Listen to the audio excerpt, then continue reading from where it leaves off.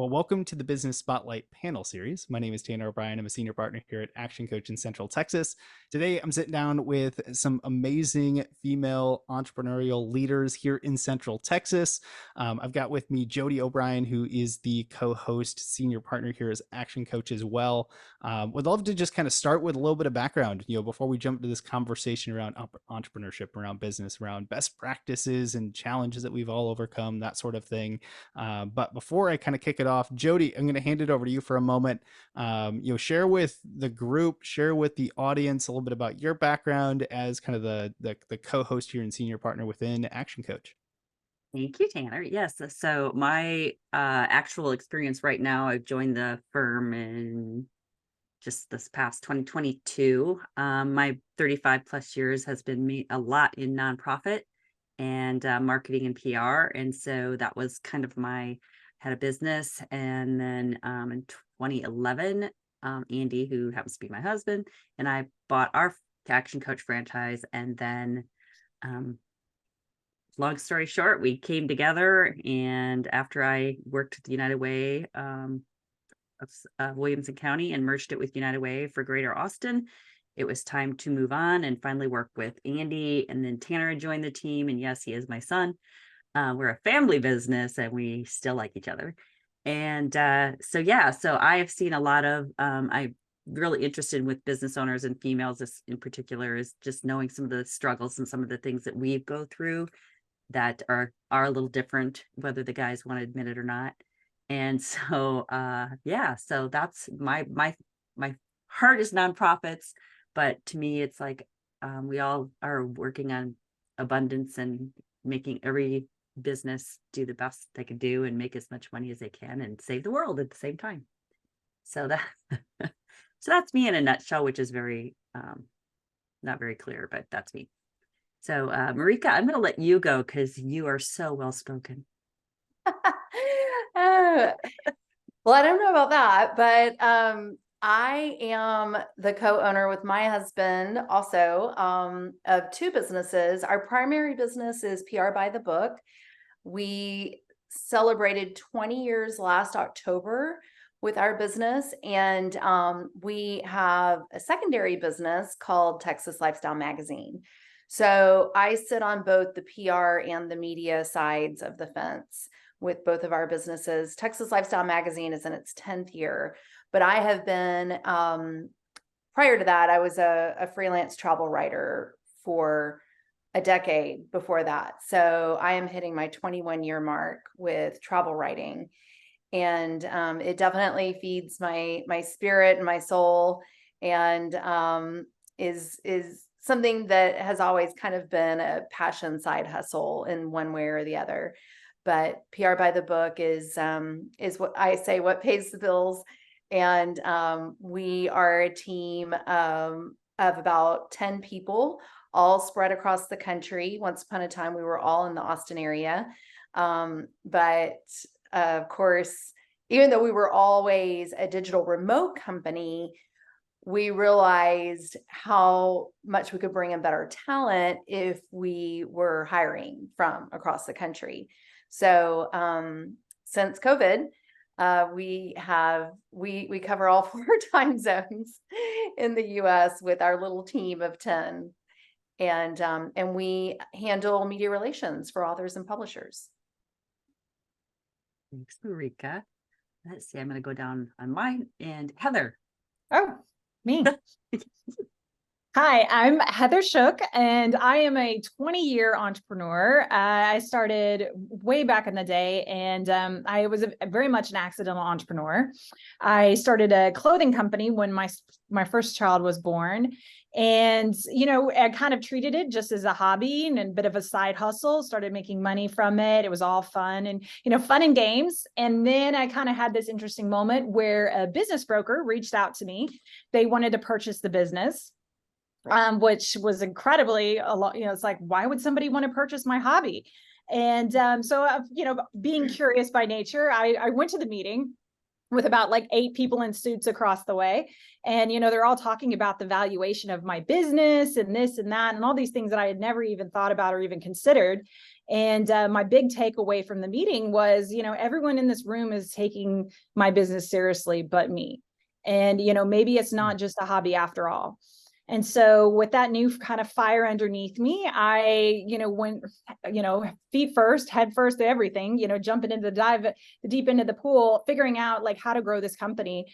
And so I was very much self-taught and had that company for about 14 years. During that time, I grew it to 14 million, sold to every single national retailer you can imagine, Target, Bye Bye Baby, Barney's, Nordstrom's, even Walmart in Canada, all over the place, had tons of high profile publicity, even got the coveted, spot on Oprah. And, so after in 2017, I sold the company, realized that I really loved the marketing side of it. It was, something that was just a natural fit for me. So I started a marketing agency. I started working with a lot of clients, did consulting, and I realized what a huge disconnect there was between marketing and sales. And that a lot of times there was, you'd have a great campaign, but if it doesn't translate into bringing revenue into the bottom line, you can't keep the lights on. And it was something I was always extremely cognizant of as with my founder experience. So probably over the past 3-4 years, I've transitioned into being a fractional CRO, which is Chief Revenue Officer, which is one of the newer buzzwords. Supposedly it's the fastest growing title in the US.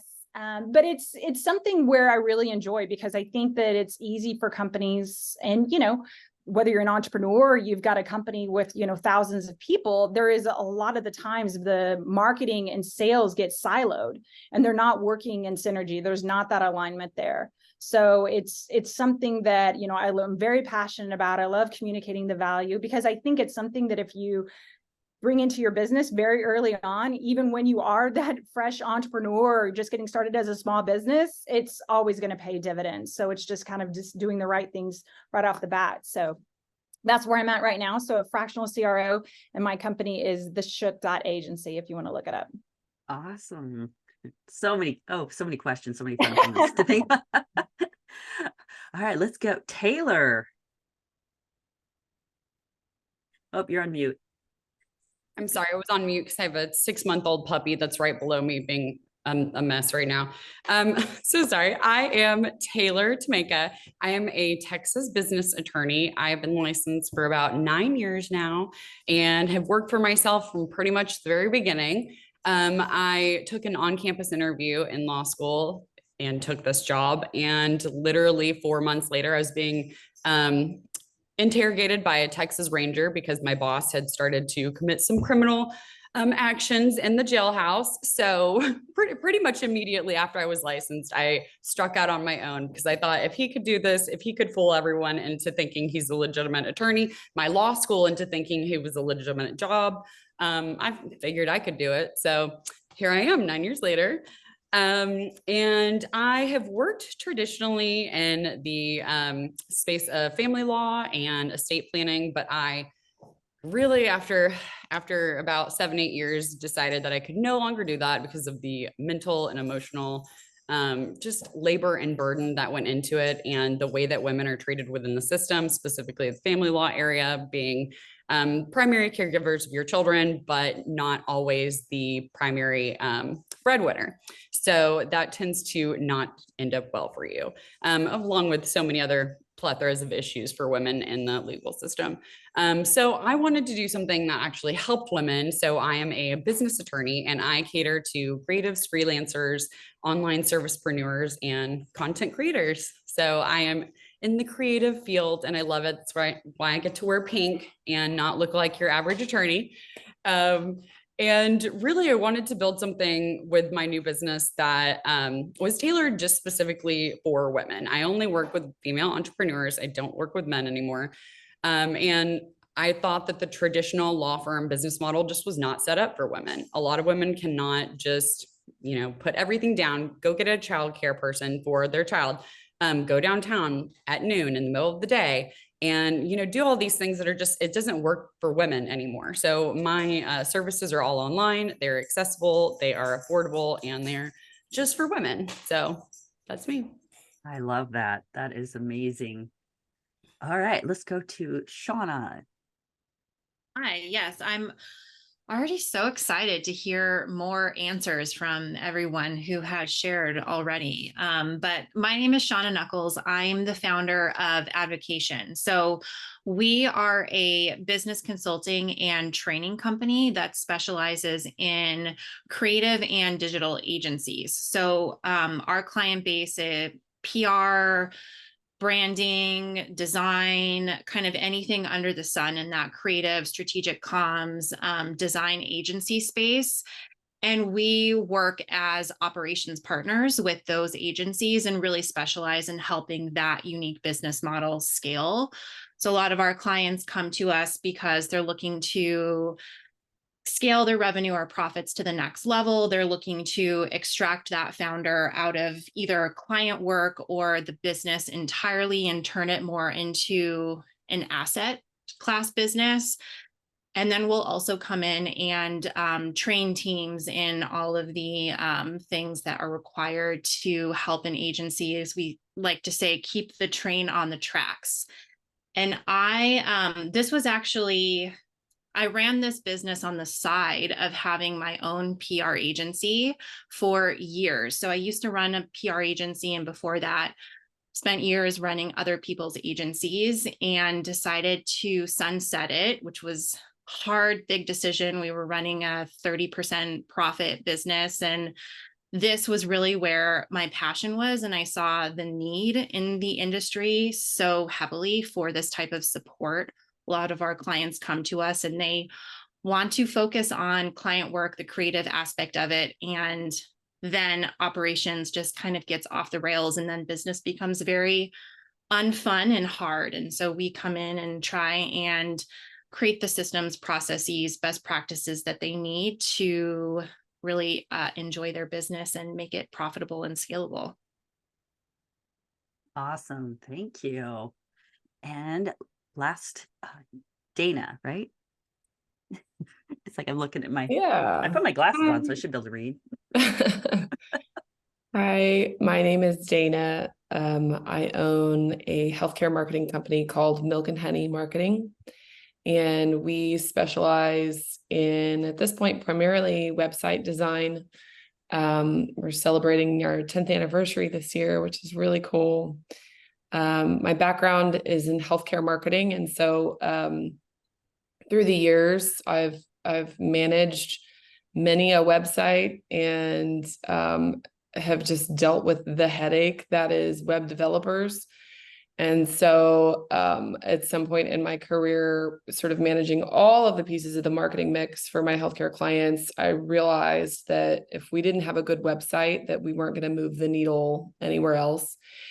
And so I started really focusing on that as a product offering, and found that I really love it because I get to combine kind of everything that I do in the marketing world, behavioral analysis of the ideal client for my client, and then coming up with everything that appeals to that person. So the tone, of the copy and the imagery and the colors and storytelling and HIPAA compliance, which is a big part of healthcare as well.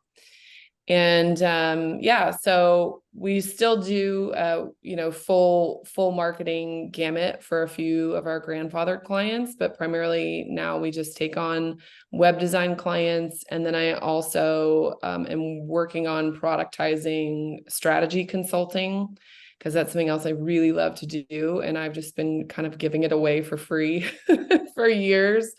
Anytime I get on the phone with a potential client, I just get so excited, and it's hard not to just share all of the advice. But so that's something I think this year is going to be the focus for me, is sort of creating a product offering around strategy consulting in the healthcare space. And I work, trying to think of what else is relevant. I started this company. I had a baby and realized that I did not want to just kiss her goodbye for 5 days a week. And so I started this company working 3 days a week, and that's still my schedule. And now I have 3 kids, and it works really well. I mean, we definitely have our work cut out for us as women of this generation, pretending like we can do all of the things all of the time. But I've found that this kind of schedule and entrepreneurship really is so supportive of women that want to have a career, but that also really want to be with their kiddos. So I'm really passionate about that as well. Just showing other women what's possible. And there's a lot more I could say about that, but that's most of it. Thanks for Thank having you. me. That is amazing. So that kind of ties into our we're going to just kind of do some round robin questions. So everybody just kind of, we can pick on you if you don't start talking. In your business, tell us a little bit about what role you currently play and like how many hats are you wearing? And I think when you talk about women, it's like we always wear so many hats. So in your business, what are the hats that you're currently wearing right now? I can answer that.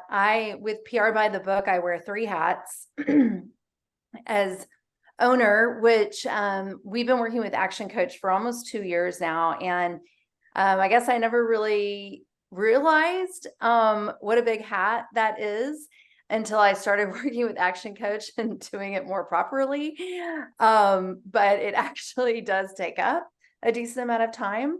So the work that I do as an owner, I'm also the one in charge of business development. So I bring on clients. I talk to all of our potential clients and work on their proposals. And then I also manage our publicity team. So I do not desire to do all 3 of these for much longer. And Action Coach is helping me figure that out. But yes, three roles within one business. As a follow-up to that, which of the 2 other than the owner do you think will be the first one that you'd be wanting to part with? Well, definitely director of publicity. So the management role. Yeah. And we were getting close to that over the summer, but needed to make a few adjustments. But that's definitely the easy is not the word, but the most realistic to get off my plate first.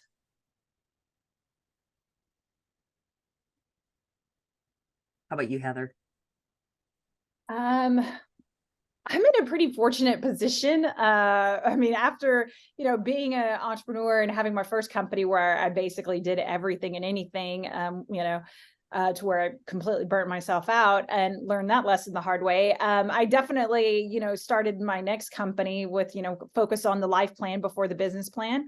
So I spend most of my time just, focusing on the client strategy and executing the campaigns that, kind of the highest and best use stuff. I have an operations manager who runs the marketing stuff. I have other people that kind of handle the customer aspects, client success. And it's really a lot of the stuff which I teach the companies to do. So it's like I have to take my own advice.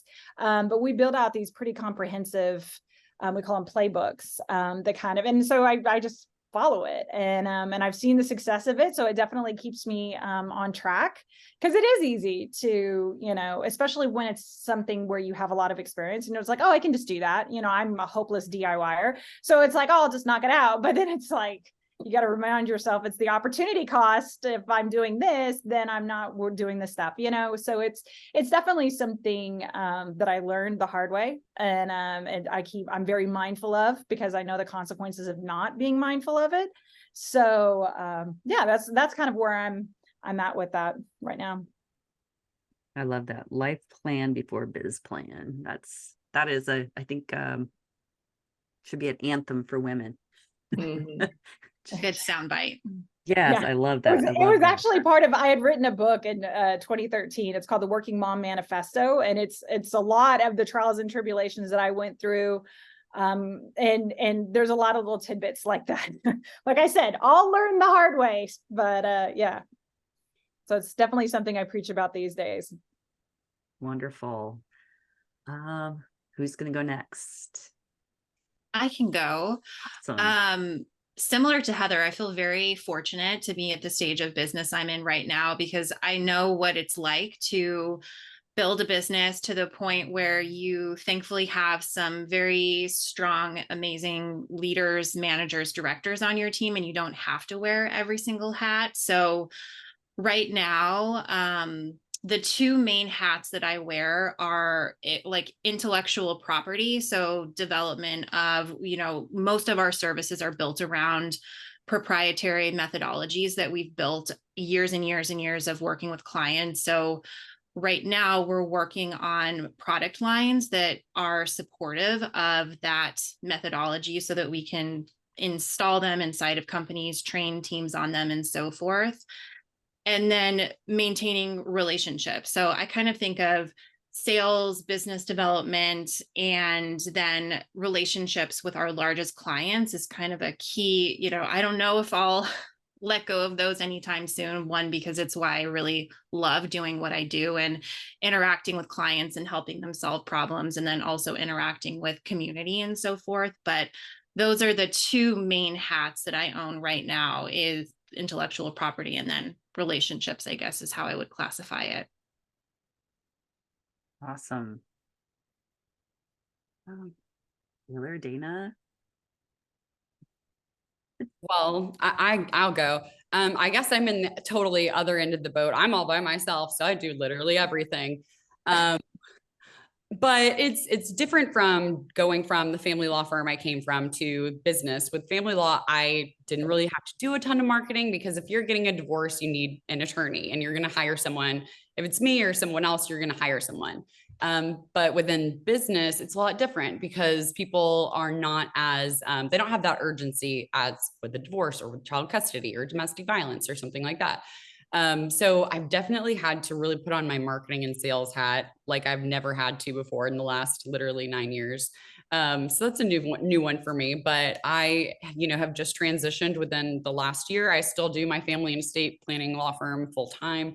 I own that with my husband as well. So it's not something I can just completely step away from at this time. So I'm literally juggling 2 businesses at this time. So I guess I need to take some tidbits from this session myself. Well, you're not alone, Taylor. I'm the other, like Heather said, like the DIYer till I die. Although I'm really trying to course correct. Over the last couple of years, that's just been such an obvious piece to me as I talk really with, it's like you could see it when it's your friends that are doing it and you're like, oh honey, like get it together. I have friends that are director of marketing for very big national companies, and they're in there like trying to create their own Facebook ads, and I'm like, what are you doing? So like there's certain things that I've figured out at this point in my career, and that is that I cannot be the best at all things, and I'm a perfectionist, and so that's like, that doesn't even really feel true in my soul. I feel like I could do everything better, but I really can't. And so yeah, I've worked on hiring all of the experts in the prospective fields specifically for my clients, so that they're getting the very best Facebook ad manager, the very best Google ad manager. And so the hat that I'm wearing most at this time is lead web developer and then business development for the company. And so those are kind of the 2 main things, but yeah, I feel very mom and pop bootstrap still. Glad I'm not the only one. Yeah. I love I love to hear you say, Dana, that you you started at 3 days a week and you have 3 kids and you have kept that, because that just gives me warm fuzzies. I also have 3 kids and mine are older now. But when I look back on it, I had a very customized schedule when my kids were little. I had them in like a Mother's Day out program from something like 9 to 2, 3 days a week. And then I had a college student on the other 2 days, probably same schedule, like 9 to 2 or 9 to 3, something like that. And so I definitely made it work on a reduced schedule, but it was my priority, that I wanted to spend that time with them. And now my schedule is pretty much my own, because they're older and don't need me as much. But I love that you've kept that priority with yourself. I think that's great. Things. I actually I forgot about this. I taught a master class for a friend of mine for a big group on how to accomplish a 3-day work week.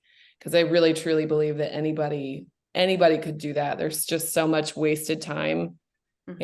And anyway, yeah, something else I'm really passionate about. People work too much. We can get it done. I agree. I totally agree with that one. I think that if we give us 5 hours or give us 1 hour, we're going to get it done. That's Right. right. Just, we know it. We just know. What other advice do you guys have for each other, since we're kind of like talking about, all the different hats and how to keep ourselves sane? Oh, go ahead, Heather.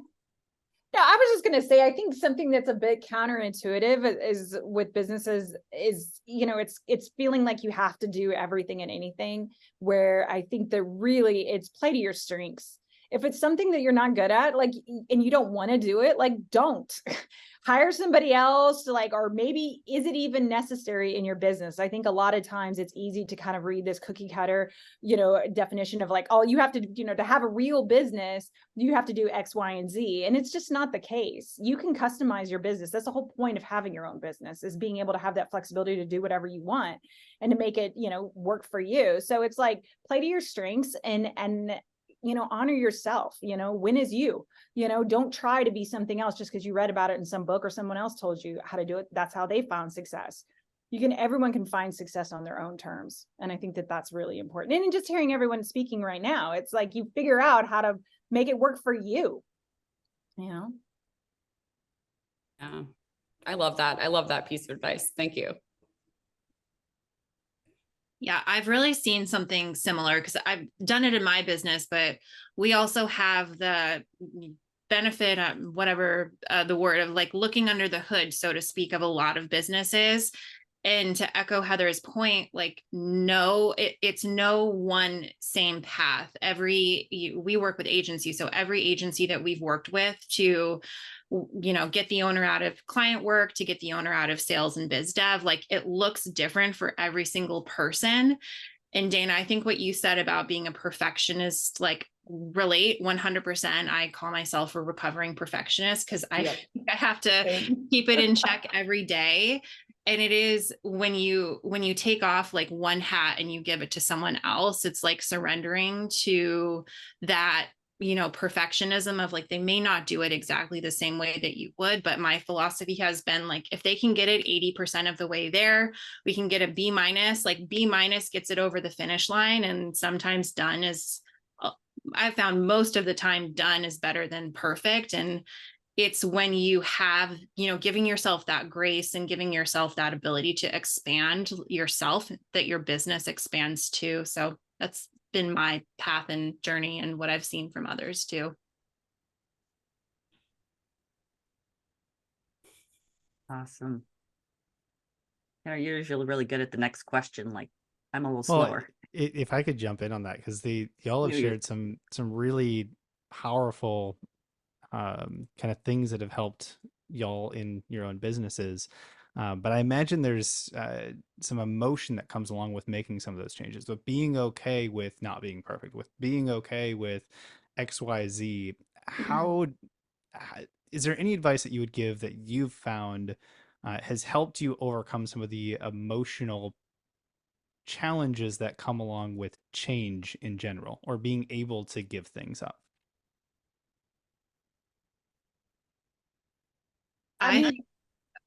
We can go. You go first this time. Heather, you and I are like right in sync. I was just going to say quickly, I personally think, and hopefully this is not too out there to share on this call, but like, everyone who's in business for themselves probably needs a therapist. So I have found, like, that's a great resource to have for yourself, is having someone who you can process those emotions with, because now I'm at a point in my entrepreneurial journey where I've got lots of other peers to speak to, but depending on where you are, what your network looks like, you may not have the people who can hold space for you in the way that you need to. And I have found that to be transformative for myself, of just having that as a resource to process emotions. Really like that. Really important. If anyone's watching this later on, like pause, go back, take that note. Yeah. Yeah, I am really, we have had a bit of a chaotic, I will say, year and a half. Just we, as a company, for the most part, have had very, very, very long-term employees for a small business. We've had people like 10, 13, 14 years. And in 22 and 23, we've been changing a lot of things. And so we have had more turnover. And that's been not an easy thing to work through. And I find myself feeling emotional and taking it personally sometimes. And I have to remember, I really have to step back from it. And our coach says it's people and money. Business is people and money. And I think as an entrepreneur, I like to think of myself as a manager who wants to take care of my team and who really cares about my team and accepts feedback very well and all of those things, because I've been doing this for a really long time. And so when you have a year and a half or so where there's a lot of new people coming in and people who have left, I really do need to keep reminding myself that, it's just people, and it's managing people and really stepping aside and looking at it from the 360 view. Because there's all these things I want to do, and I don't want to be spending time on, having to go back and do other things or manage a process or, make sure that somebody is performing at a really high level. So I really, it's a journey for me to continue to really try to look at it from, a more holistic perspective versus really like getting into the day-to-day like feelings and emotions of running a small business.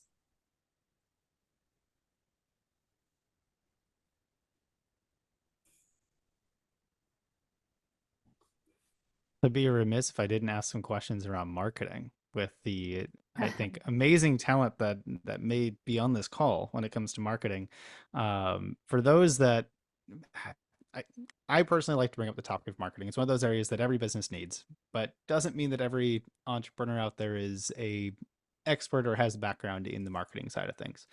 I'm curious for y'all if you've got kind of some best practices of things that have, or philosophies that have worked very well for you, or things that you've maybe done or tried that haven't worked as well, or some things that you would recommend against, or a shift in perspective.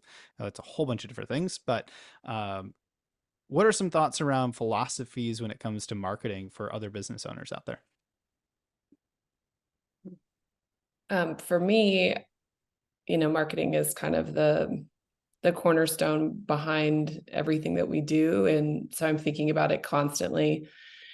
And I think it has to start with asking the question, what is going to keep your business doors open first? Like, what product or service do you have that has the highest ROI for you or for many of my clients? It's reimbursement.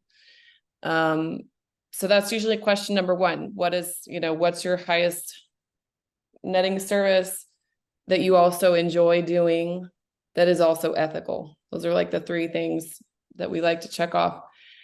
And then from there, we build an archetype of who the ideal client would be for that service or product. And we try to understand everything about that person, their age, their gender, whatever we can, their interests, their biggest desires and their biggest fears. And from there, then we figure out how we fill the gap with messaging and communication, to help them in terms that they understand of how our client can solve their problem.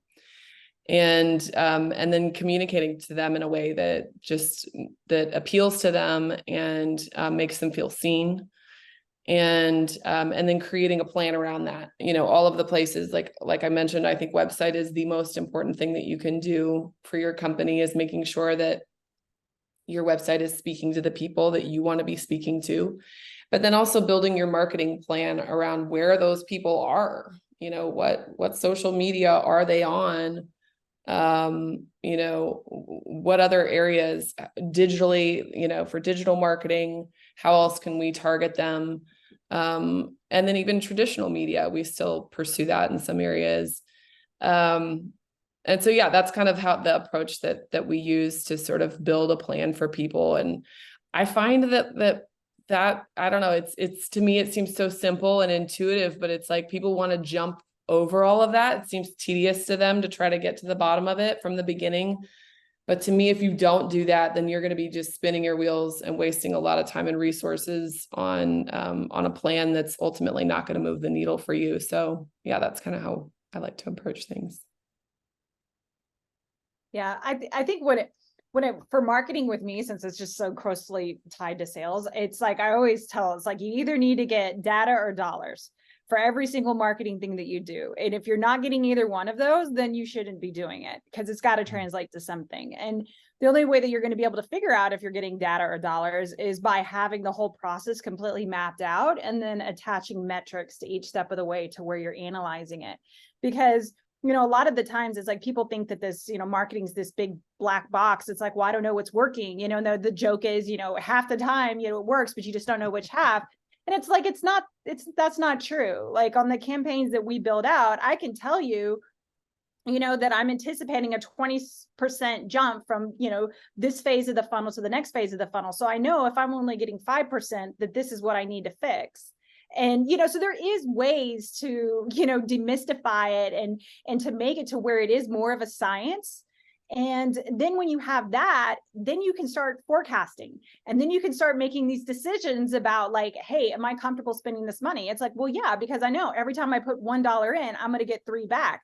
You would make that decision all day long. But most of the time, if you don't know that, then it's like, well, I don't know, this is scary. So I think a lot of like what I do in the simplest terms is just making marketing less scary. And just proving how you can get either that data or dollars that does translate into how you're going to be able to move your business forward and how you are going to hit those revenue guidelines. Because at the end of the day, running a business it's the unknown. And so that's what makes it so uncomfortable. So anytime you can add some knowns, then it's, then you're not, waking up at 2:00 in the morning in a panic. So that's always nice. And I love that. I'm such a data person personally, so Yes. like that totally like resonates. I had heard, it must have been earlier this week, something like that, or last week. But it's not that marketing does or doesn't work. It's all marketing does work. It's like, to what extent does it work? And like, are you getting a return or not? If you're not getting a return, then it's not working as well. But I love that. Thank you for sharing that.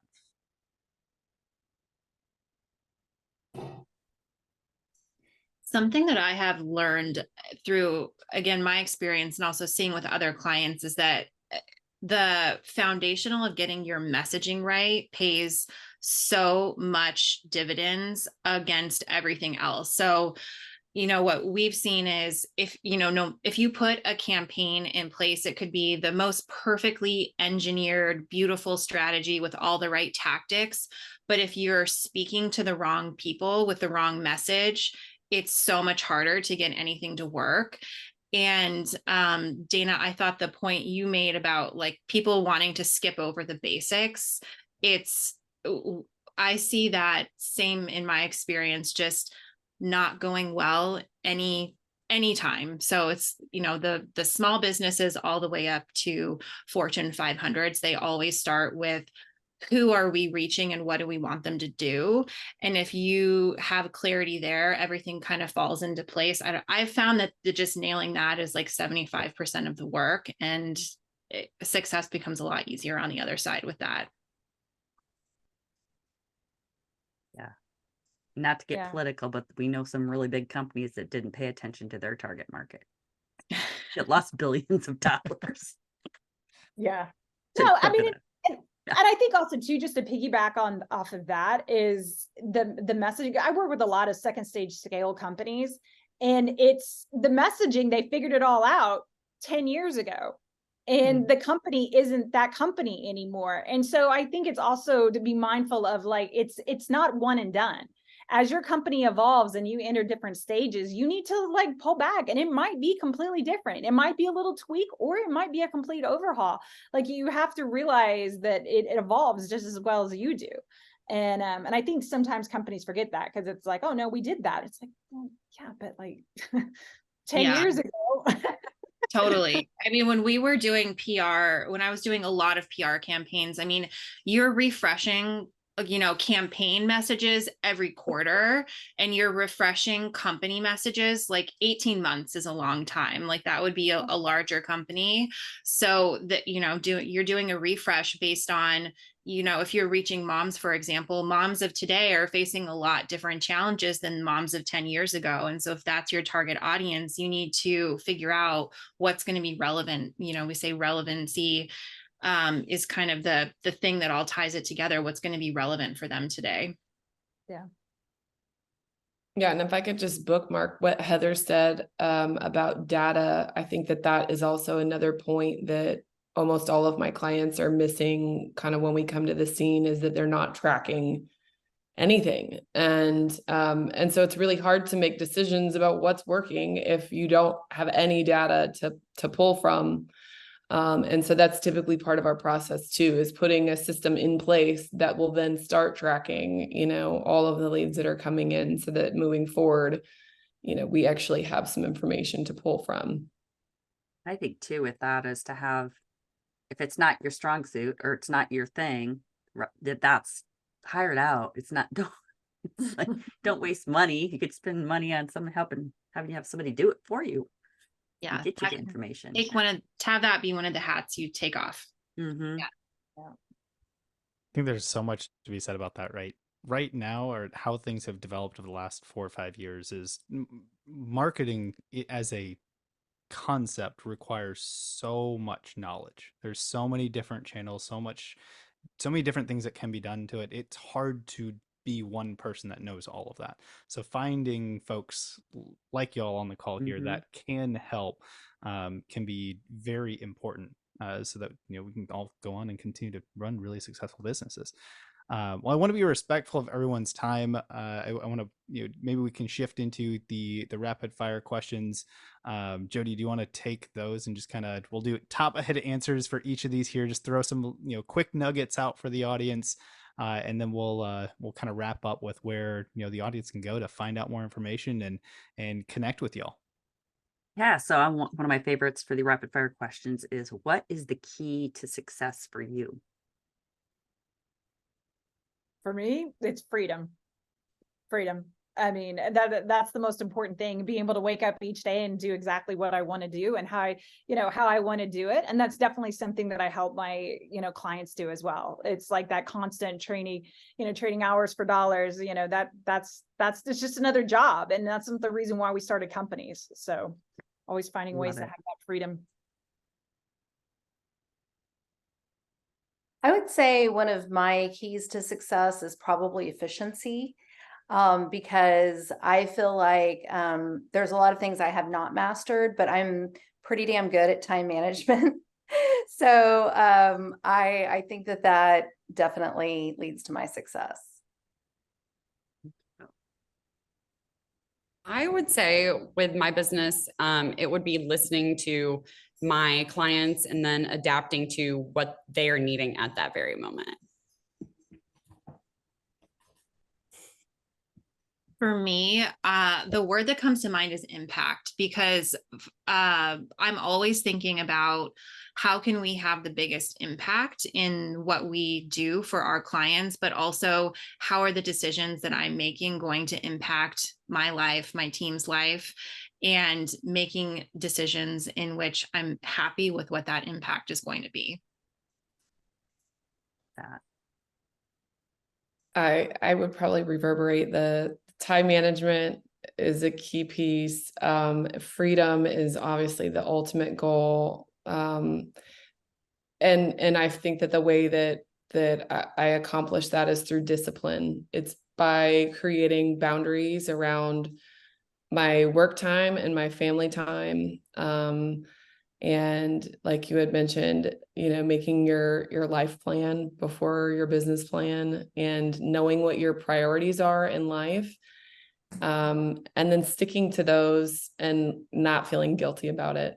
So yeah, discipline, I would say, would be my. Love that, especially the don't feel guilty about it. That's huge. That's huge. Would we have one more rapid fire question, Tanner? Or we should probably wrap up and have everybody share their.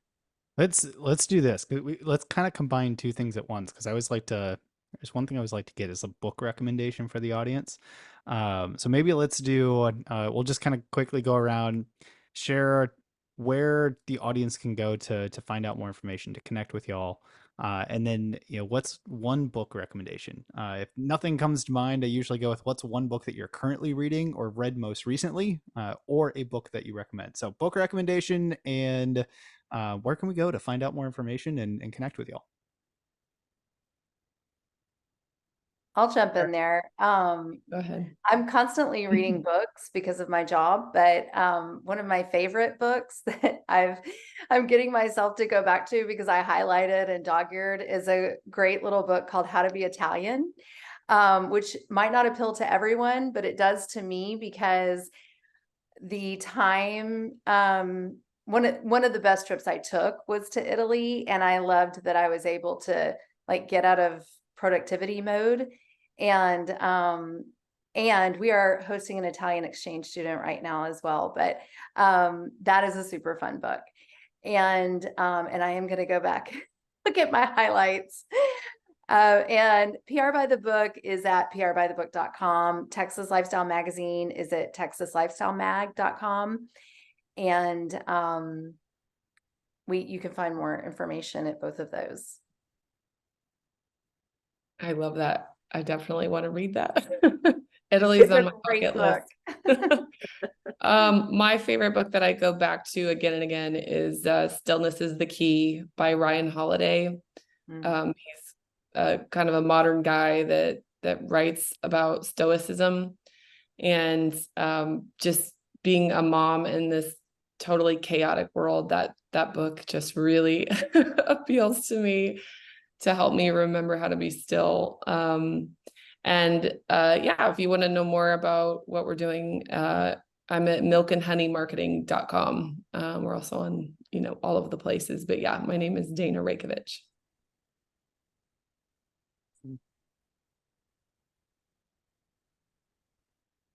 Heather, how about you? Yeah, I go was ahead. gonna say, I guess everybody looking at me.